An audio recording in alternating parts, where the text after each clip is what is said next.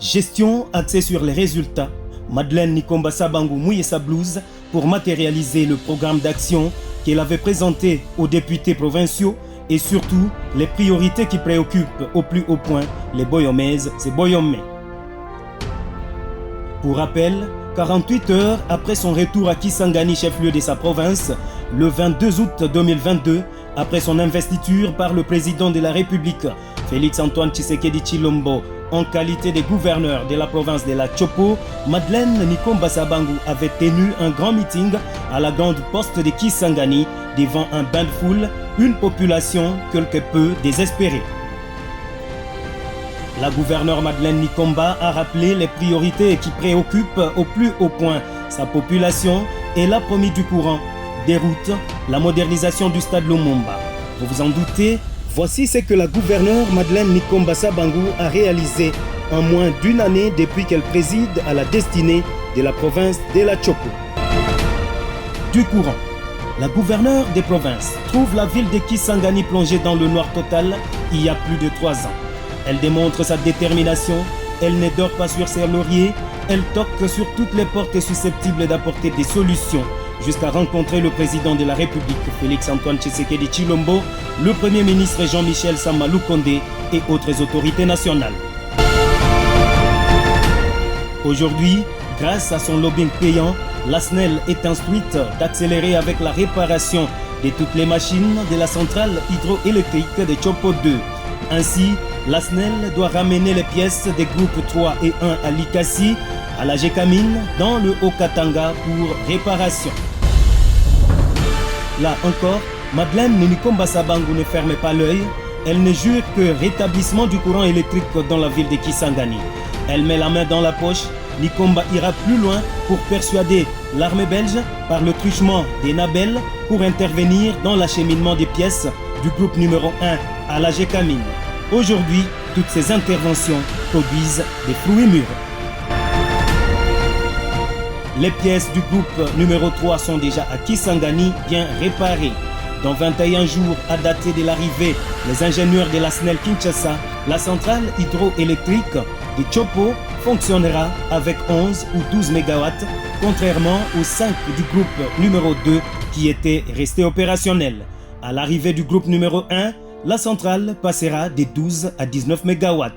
Un exploit, une prouesse pour la gouverneure Nikomba avec sa vision Chopo Ilfo Ebonga en conformité avec le peuple d'abord, vision prônée par le président de la République, Félix-Antoine Tshisekedi Tshilombo. Rappelons-le, tout ceci en moins d'une année. Des routes. La ville de Kisangani, transformée en chantier, la voirie urbaine en pleine réhabilitation, tant en béton qu'en route à terre battue. La gouverneure des provinces a commencé par les artères les plus abandonnées depuis la nuit des temps. D'abord, le pont Kachouya et sa chaussée, les ouvrages qui présentaient l'image d'un chemin de la croix, une chaussée quasi inexistante, un pont déchiqueté, effondré et impraticable. Aujourd'hui, il fait beau vivre. Ces ponts Kachouya qui mesurent plus de 10 mètres ravitaillent le centre-ville de Kisangani en vivres. Il a fallu l'intervention de la gouverneure Madeleine Nikomba pour que cette population quitte ces calvaires du pauvre maître. Dès là, cap vers Aspiro où la gouverneure des provinces attaque l'axe routier qui relie le marché Aspiro dans la commune Makiso à la paroisse Christ-Roi dans la commune de Mangobo. Une route abandonnée à son triste sort depuis des lustres.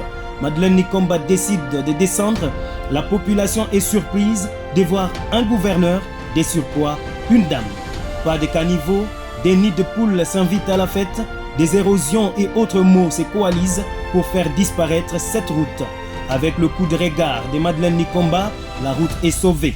Aujourd'hui, elle est praticable à la grande satisfaction des Boyomaises et Boyomais. Ce n'est pas fini. Madeleine Nikomba jette son regard vers la route Kandangba, allant du PK8 route aéroport jusqu'à la localité Maleke, distante de près de 7 km. Ici, la route n'existait pas. Il n'existait plutôt que d'un sentier envahi de bourbiers, des folles herbes et autres méfaits. Une situation qui a révolté la gouverneure des provinces. Elle descend sur terrain et palpe du doigt les réalités. Elle ordonne pendant ces temps le début des travaux pour sauver cette population, lui permettant d'évacuer ses produits agricoles vers le centre-ville de Kisangani. Et la vie reprend. Madeleine Nikomba Sabangu ne s'est pas limitée là. Elle lance son regard vers Simisimi jusqu'au lit de la rivière Lindi. Les travaux de grande envergure s'y déroulent sans relâche sur fonds propres du gouvernement Nikomba. Toujours dans ce chapitre des infrastructures routières, il faut noter les travaux effectués à l'avenue victime de la rébellion devant la Beltexpo. L'axe IBTP dépôt à Makayabo est aussi pris en charge. On y place du béton. La première bande est presque à sa phase finale avant d'entamer la deuxième. Sous son mandat, grâce à l'implication personnelle du président de la République, Félix-Antoine Tshisekedi Tshilombo, la route aéroport international de Bangoka est en cours de modernisation. Longue de 21 km, cette route, longtemps abandonnée à elle-même, sera asphaltée, hormis l'élargissement de la piste de l'aéroport international de Bangoka et la modernisation de l'aérogare de ce même aéroport de Bangoka, œuvre signée Félix-Antoine Tshisekedi Tshilombo, chef de l'État, pour honorer la population tchopolaise sous la conduite de Madeleine Nikomba Sabangu.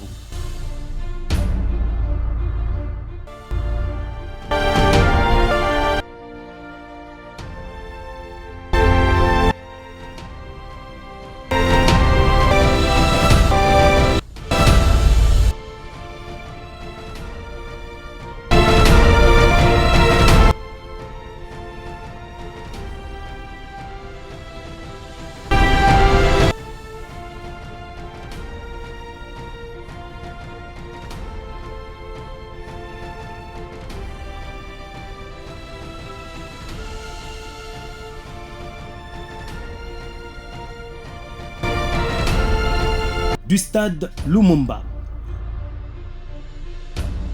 Madeleine Nikomba Sabangu vient d'attaquer cette promesse dont la réalisation est tant attendue par la population boyomaise. La rénovation du stade qui portait le nom du héros national, le stade Lumumba, détérioré et devenu impraticable depuis plusieurs années. Les travaux consistent en la préparation des coffres, la construction de la couche de base, de la plateforme, le corps de la chaussée et la construction de la plateforme qui va recevoir la pelouse synthétique, ce pour une durée de 2 mois. Très confiante, Madeleine Nikomba rassure sa population avant de l'appeler à s'approprier de ses chefs-d'œuvre et à protéger les travailleurs. Les amoureux du ballon rond attendent à bras ouverts la fin des travaux et l'inauguration de ces stades pour redonner de l'espoir aux jeunes talents qui aspirent à émerger dans la discipline du sport roi.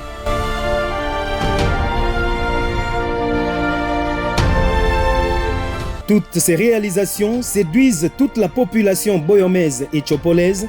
Ainsi, Madeleine Nikomba Sabangu lance l'opération Aucune maison sans Fachi sur toute l'étendue de la province de la Chopo.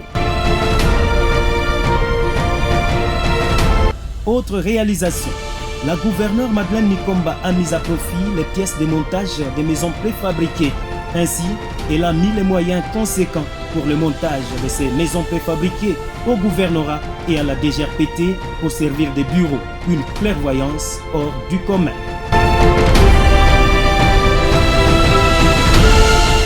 De véhicules anti-incendie. Ayant constaté que la population boyomaise assistait impuissante à des cas d'incendie à répétition déclarés dans la ville de Kisangani, Madeleine Nikomba a décidé de doter à la ville de 2 camions anti-incendie.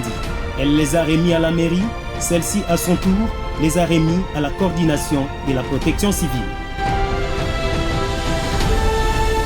Toujours dans le cadre de matérialiser son programme d'action, la gouverneure des provinces dote à la PNC Chopo de 18 motos au lieu de 15 tel que prévu dans son programme d'action. Dans ce même chapitre de la restauration de l'autorité de l'État, la gouverneure des provinces dote également à cette même police 3 Jeeps 4x4 de marque Toyota Land Cruiser pimpant neuf, dont du président de la République, Félix-Antoine Tshisekedi Tshilombo, contrairement à une seule prévue dans son programme. Se souciant des conditions de transport en commun dans la province, Madeleine Nikomba Sabangu a multiplié ses lobbyings auprès du gouvernement de la République pour obtenir les bus dotés à sa province. Chose faite, le premier lot des 5 bus est octroyé. La gouverneure s'est investie pour le transport de Kinshasa à Kisangani à la grande satisfaction de sa population. Aujourd'hui, ces bus servent grandement les Boyomais. Bientôt, le deuxième lot sera livré, a promis le DG des Transco lors de la cérémonie du lancement des activités de cette entreprise de l'État à Kisangani.